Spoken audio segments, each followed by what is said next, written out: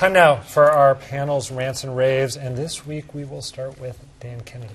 I have a rant for the televised presidential debates that we've seen on NBC and now this week on CNN. I could talk about the preening moderators and the inclusion of fringe candidates, but let me focus on the problem with the format. It's terrible. 10 people each night with ridiculous time limits, and everybody's talking over each other. There are better ways to do this. One way we could do it is you could have a series of primetime one-on-ones, and they can promote it just as heavily as they do the big debates. We might learn something from that. Another possibility, have 2 or 3 at a time come in and have a discussion. It would be so much more useful in terms of figuring out where these candidates stand than having, 10 one night and 10 the other night all piling on each other. Yeah, but then they couldn't promote it like WrestleMania or something, which is well, what they CNN could. was invented. They actually could. They could try it, Yes, they could, yeah. But it worked for Lincoln and Douglas. Yeah. All right, next up, Callie.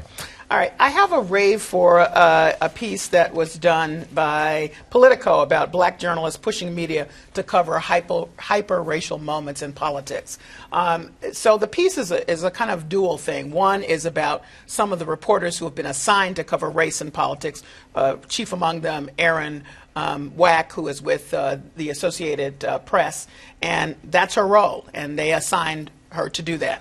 Ozma Khalid, we can mention at NPR, is doing some of that work as well. But the piece also goes on to interview a number of black journalists to talk about how hard it's been to cover the fraught atmosphere and Trump driving a lot of this racist behavior, and understanding that it has to do with your life. It's not a policy that you can dismiss at the end of the day, and to try to get a deeper understanding about what that means, both trauma-wise and then in reporting it in your role as a journalist. So it covers all of that. It's great. I want to point out that a year ago, I mentioned a piece by Joel Mathis, who wrote for The Week. The title of his piece was, "Black Journalists Tried to Tell Us About Trump. Why Didn't We Listen?" So this appears to me to be somewhat of a follow-up to all of that.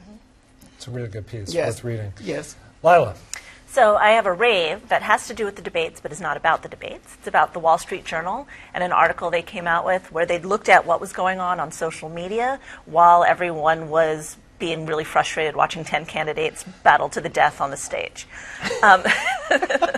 And what was interesting is they found, using data from Storyful, which is owned by News Corp, the same parent company as the Wall Street Journal, they found that the majority of the misinformation out there that was being shared by accounts that seemed to be bots.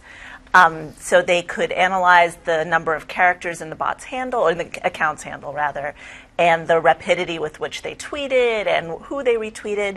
So that's not saying that the bots were originating the content, but they were finding it and they were spreading it far beyond the reach of the people who would maybe have initiated them. And I was just fascinated. And since it was the Wall Street Journal, it's reaching a different audience than the New York Times or the Washington Post or Politico or the Atlantic might have reached. It's reaching people who largely think the bots are some sort of liberal conspiracy. And so I was really happy to see that article. Just a couple minutes left, Roy. You and I got to go quick. What do you got? I'll do it quick. Well, good for the Journal, first of all, and other people will take notice of that. I have a rave for the Boston Globe and the way that they've developed that horrific New Hampshire delivery truck and motorcycle crash from the end of June. I was going to say last month. It's in June. They have done an amazing job that relates to good, solid teamwork, and they've moved from covering that crash to looking at, in quite a bit of depth, on what's happening with the RMV, the scandal there. They've put the focus on that. I think it would have happened to some degree, but it continues to happen, and today they had a marvelous story looking at they had to do a Freedom of Information request to get the information on the perpetrator and what he was going through. But I have to add something else, and that's that I was able to talk to Brian McGrory, the editor there, and he wanted to emphasize this was a huge team project, even though there might be one byline on it. And he told me that they've been getting very little cooperation from state officials, that they had recognized the horrible crash was a massive systemic failure in Massachusetts. And those elements were things that they brought to the story, kind of Spotlight style, without the Spotlight team. Mine, very quickly, to finish up, I have a rave for a story that ran in New York Magazine. It actually ran, I believe, in last week's issue, but it's so good that I got to plug it. It's a story about a Harvard Law School professor named Bruce Hay, who is the victim of an absolutely insane and surreal scam that completely destroys his life. I urge all of you to. It's a perfect weekend read. I started reading it at 11:30 at night when I should have been asleep. Did not think that I was going to finish it, and 45 minutes later, I'm sitting there It was crazy. saying words that I can't say on air. So check it out if you haven't already.